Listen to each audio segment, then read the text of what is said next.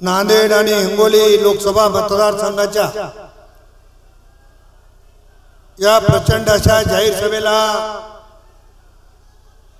अवघ्या थोड्या वेळामध्ये मंचावर येत असलेले या देशाचे पंतप्रधान आणि जगाचे नेते आदरणीय नरेंद्र मोदी साहेब,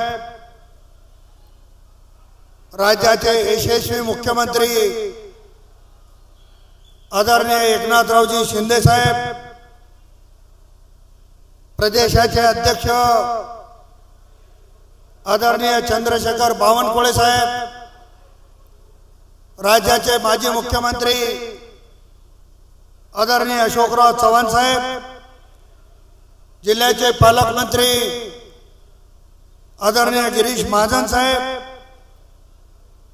हिंगोली लोकसभा मतदारसंघाचे उमेदवार बाबूरावजी कदम, नवनिर्वाचित राज्यसभेचे खासदार डॉक्टर अजितजी गोपछडे, संघटन मंत्री संजयजी कोडगे, माजी मंत्री आणि ज्येष्ठ नेत्या आदरणीय सूर्यकांताताई पाटील, माजी मंत्री आणि ज्येष्ठ नेते आदरणीय भास्कररावजी पाटील खतगावकर, राज्याचे माजी मंत्री आदरणीय डॉक्टर माधवरावजी किनाळकर, आमदार डॉक्टर तुषारजी राठोड, आमदार राजेशजी पवार, आमदार भीमरावजी केराम, आमदार राम पाटील रातोळीकर, आमदार बालाजीराव कल्याणकर, आमदार संतोषजी बांगर, आमदार तानाजीराव मुटकुळे, देवीदास भाऊ राठोड,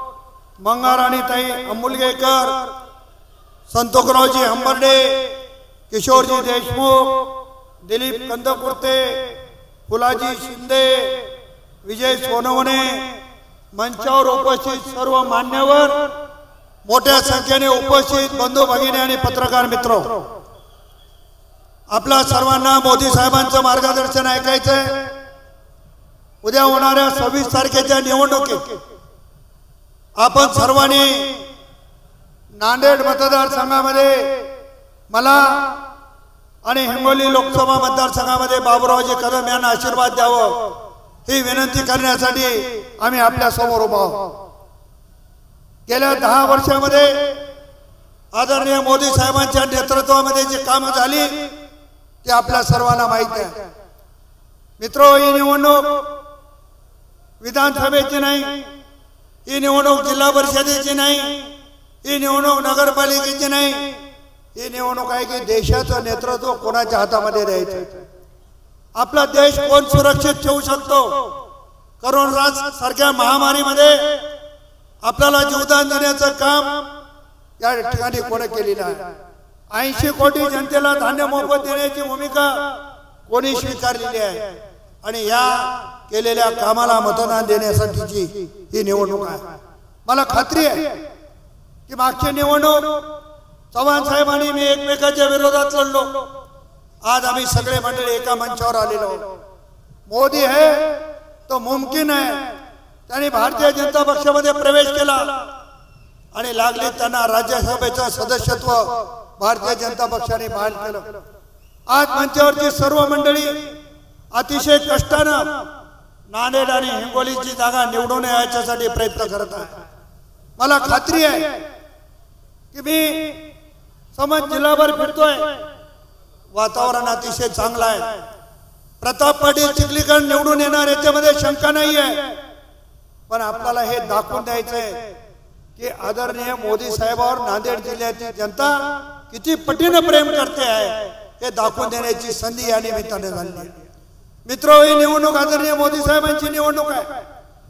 मोदी साहेबांना आपल्याला जगाचं नेतृत्व केलेलं बघायचंय आणि त्यासाठीच्या उद्याच्या 26 तारखेला नांदेड लोकसभा मतदारसंघामध्ये कमळाच्या समोरचं बटन दाबायचं आहे आणि हिंगोली लोकसभा मतदारसंघामध्ये धनुष्यबाणाचं बटन दाबायचं आहे। अनेक गोष्टी मला या ठिकाणी बोलायचे। काही मंडळी आरक्षणाच्या नावाखाली दुसऱ्या मंडळीला समोर करून मराठा समाजाच्या तरुण बांधवाच्या खांद्यावर बंदूक ठेवण्याचा प्रयत्न करत आहेत। राज्याच्या मुख्यमंत्री आदरणीय एकनाथराव शिंदे साहेबांनी छत्रपती शिवाजी महाराजांची शपथ घेऊन सांगितलेलं आहे की कुठल्याही समाजाच्या आरक्षणाला धक्का न लागता मराठा समाजाला आरक्षण देण्याची भूमिका घेतली आहे। म्हणून आपण कुठेतरी विश्वास ठेवला पाहिजे, जो पक्ष सत्तेमध्ये आहे तोच पक्ष आपले प्रश्न सोडू शकतो याची जाणीव आपल्याला देखील आहे। म्हणून आपण सर्वांनी थोडस सबुरीने घ्यावं, असं जर म्हणलं तर काही चुकीचं होणार नाही। काही लोक माननीय जरांगे पाटलाच्या वक्तव्याचा वेगवेगळा अर्थ काढून स्वतःच्या स्वार्थासाठी अतिशय जरांगे पाटलाने एक भूमिका स्पष्ट केलेली आहे। महाविकास आघाडी असेल, महायुती असेल, आम्हाला कोणाचंही देणं घेणं नाही। स्थानिक स्तरावर जी मंडळी आपल्याला मदत करते आहे त्यांना आपण मदत करावी अशा पद्धतीची भूमिका त्यांनी घेतलेली आहे।